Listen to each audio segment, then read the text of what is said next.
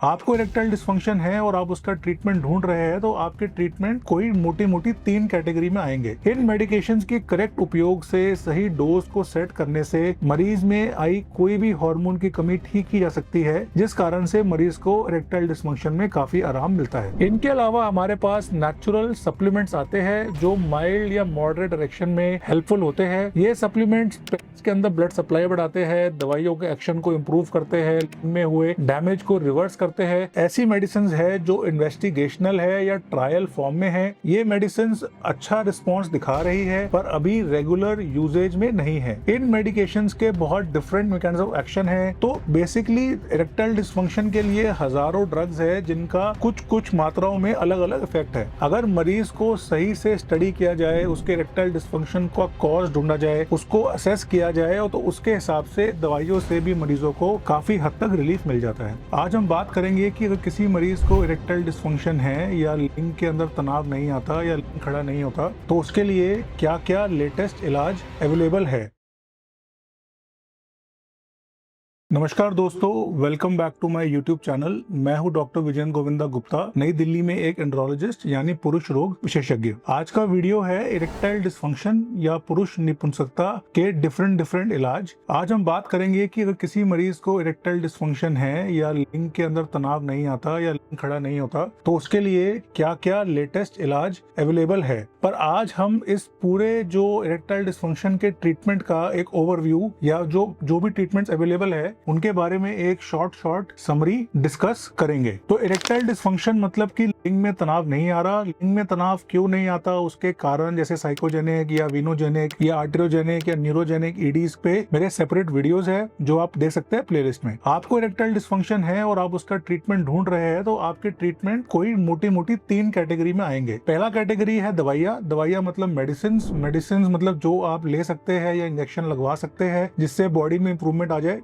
दूसरा होता है रीजेनरेटिव थेरेपीज, मतलब ऐसी थेरेपीज जो पेनिस के अंदर बंद या खराब ब्लड सप्लाई को फिर से चालू कर दे या फिर से बना दे। और तीसरा होता है सर्जरी मतलब ऑपरेशन, जिससे हम लिंग के अंदर या तो आर्टिफिशियली इरेक्शन ला सकते हैं या लिंग में अगर खून का लीकेज है या खून में प्रॉब्लम है तो उसको इम्प्रूव कर सकते हैं। तो सबसे पहले जो मेडिसिन है, मेडिसिन के अंदर फिर जो है 4 सब कैटेगरीज है। पहली सब कैटेगरीज है हार्मोनल मेडिकेशन। बेसिकली जो मर्दों में इरेक्शन है वो हार्मोन्स के कंट्रोल में रहता है और इसमें जो 2 सबसे इंपॉर्टेंट हार्मोन्स है वो है टेस्टोस्टेरोन और एस्ट्रोडायल। टेस्टोस्टेरोन मतलब मर्दों के हार्मोन्स, एस्ट्रोडायल मतलब औरतों के हार्मोन्स। और उसके अलावा कुछ हार्मोन्स है जैसे थायराइड या ग्रोथ हार्मोन जो लिंग के साइज और लिंग के अंदर आने वाले इरेक्शन को कंट्रोल करते हैं। अगर इन हार्मोन्स के अंदर कमी है, ये हार्मोन ज्यादा है या कम है, तो ये हार्मोन्स मरीज के अंदर इरेक्टाइल डिस्फंक्शन प्रोड्यूस कर सकते हैं। तो इन हार्मोन्स को रेगुलेट करने के लिए कई तरह की दवाइयां आती है। अगर टेस्टोस्टेरोन को रेगुलेट करना है तो उसके लिए टेस्टोस्टेरोन के डिफरेंट इंजेक्शंस और मेडिकेशंस है जिसके बारे में भी अलग वीडियो है। HCG है जिसके बारे में अलग वीडियो है। और उसके अलावा अगर ईस्ट्रोजन है तो उसको रेगुलेट करने के लिए भी अलग अलग मेडिकेशंस है जैसे क्लोमिफिन,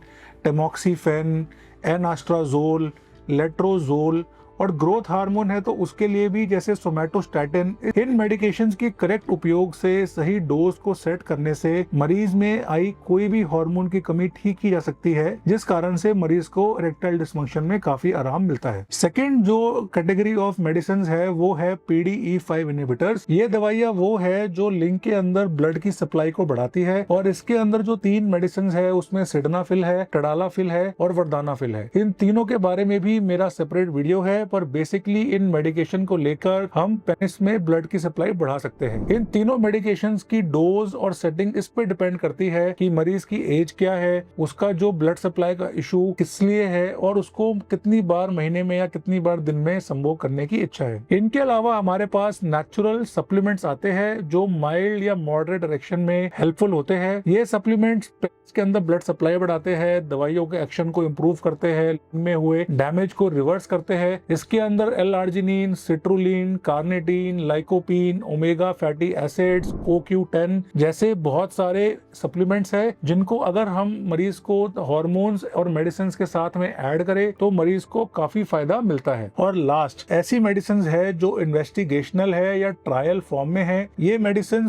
अच्छा रिस्पॉन्स दिखा रही है पर अभी रेगुलर यूजेज में नहीं है। इन मेडिकेशंस के बहुत डिफरेंट मैकेनिज्म ऑफ एक्शन है जैसे एस्पिरिन जो खून को पतला करती है, है, पेंटॉक्सीफाइलिन जो खून के बहाव को बढ़ाती है, जैसे हो गई आपकी सर्म्स और सार्म्स जो बेसिकली एंड्रोजन और ईस्ट्रोजन के रिसेप्टर्स को मॉड्यूलेट करते हैं, आपके कोलेस्ट्रॉल लोवरिंग ड्रग्स, आपकी प्लाक को घोलने वाली drugs, vitamin E, vitamin D, vitamin C. तो बेसिकली इरेक्टाइल डिस्फंक्शन के लिए हजारों ड्रग्स है जिनका कुछ कुछ मात्राओं में अलग अलग इफेक्ट है। अगर मरीज को सही से स्टडी किया जाए, उसके इरेक्टाइल डिस्फंक्शन का कॉज ढूंढा जाए, उसको असेस किया जाए, तो उसके हिसाब से दवाइयों से भी मरीजों को काफी हद तक रिलीफ मिल जाता है। पर अगर मरीज का इरेक्टाइल डिस्फंक्शन बहुत लंबे समय से है और दवाइयां काम नहीं कर रही है, सब कुछ ट्राई करने के बाद भी वो अपने मनचाहा इंटरकोर्स नहीं कर पा रहा है, बहुत ज्यादा मास्टरबेशन किया है, लिंग को कमजोर कर लिया है, उम्र बढ़ गई है, शुगर या डायबिटीज के कारण जो नसें है वो कमजोर हो गई है, वीनस लीक हो रहा है, तो इन केसेस में कई बार दवाइयां पूरी तरीके से काम नहीं करती या आधा अधूरा काम करती है या काम नहीं भी करती। तो इन कंडीशंस में हमें दवाइयों से कुछ आगे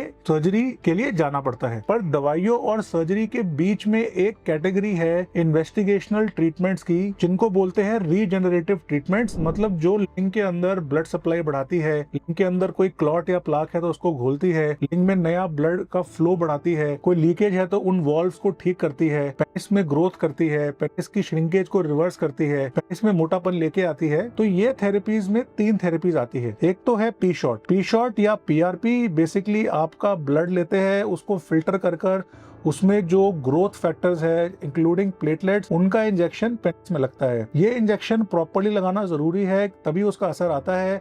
गलत लगाने पे कई बार लिंग खराब भी हो सकता है। ये इंजेक्शंस काफी हेल्पफुल होते हैं, ये डायरेक्ट एनहांसर्स है, इसके बारे में मेरा सेपरेट वीडियो है। पर पी शॉट का बहुत बेनिफिट होता है मरीजों के इरेक्टाइल डिस्फंक्शन को रिवर्स या इम्प्रूव करने में। एक थेरेपी है शॉकवेव या लीनियर या लो इंटेंसिटी शॉकवेव थेरेपी, जिसमें मरीज के को शॉक्स देके या मरीज के को बाहर से साउंड वेव से करेक्शन करते हैं। ये इनडायरेक्ट इंजरी कॉज करके पेनिस के अंदर इंप्रूवमेंट लाता है। ये along with P shot, along with medicine, along with massage and exercises मरीज को पिनाइल रिहेबिलिटेट करके काफी अच्छा असर दे सकता है। और लास्ट है stem cell therapy. Stem cell therapy investigational therapy है, अभी तक इंडिया में प्रॉपर्ली इंट्रोड्यूस नहीं की गई है। पर मोटा मोटा ये है कि अगर स्टेम सेल आपके ब्लड से लिए जा रहे हैं तो वो स्टेम सेल आपके इसमें एक्ट नहीं करेंगे, इनको पेरिफेरल स्टेम सेल बोलते हैं और ये आपके पैसे का वेस्ट है। अगर आपका डॉक्टर आपके स्टेम सेल या तो बोन मैरो मतलब जो आपके हड्डी के अंदर मज्जा है उससे, या आपके फीटल या एम्ब्रियोनिक स्टेम सेल्स है जो जाके पेनिस के अंदर रीजनरेशन करते हैं, तो वो अगर स्टेम सेल लिए जा रहे हैं जिनको बोलते हैं टोटी पोटेंट स्टेम सेल्स, तो